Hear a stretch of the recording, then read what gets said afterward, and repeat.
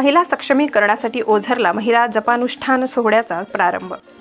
जय बाबाजी भक्त परिवाराच्या वतीने महिला सक्षमीकरणासाठी अनंत विभूषित महामंडलेश्वर सद्गुरू स्वामी शांतिगिरीजी महाराज यांच्या प्रेरणेने व प्रमुख उपस्थितीत प्रतिवर्षीप्रमाणे याही वर्षी ओझर येथील देवभूमी जनशांतीधाम येथे तसेच तीर्थभूमी वेरूळ येथील घृष्णेश्वर महादेव ज्योतिर्लिंगच्या सानिध्यात अशा दोन्ही ठिकाणी मातोश्री म्हाळसा माता व मातोश्री फुलामाता पुण्यतिथीनिमित्त महिला साधकांसाठी जपानुष्ठान यज्ञ अखंड प्रयत्नशील नंदादीप हस्तिलिखित नामजप आदी भरगच्च कार्यक्रमांचा शुभारंभ करण्यात आला।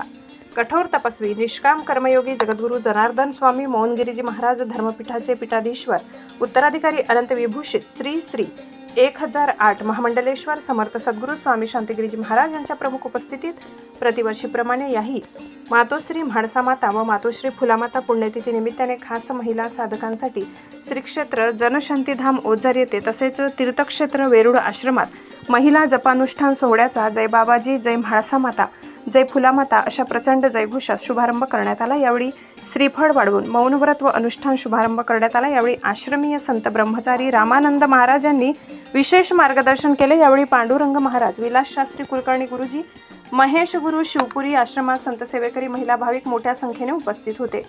कार्यक्रमादरम्यान रोज पहाटे ब्रह्ममुहूर्तावर 5 वाजता नित्यनियम विधी भागवत वाचन प्राणायाम ध्यान प्रवचन सत्संग महाआरती याबरोबरच महाजपानुष्ठान यज्ञ अखंड नंदादीप हस्तलिखित नामजप यासह भरगच्च कार्यक्रमाचे आयोजन करण्यात आले।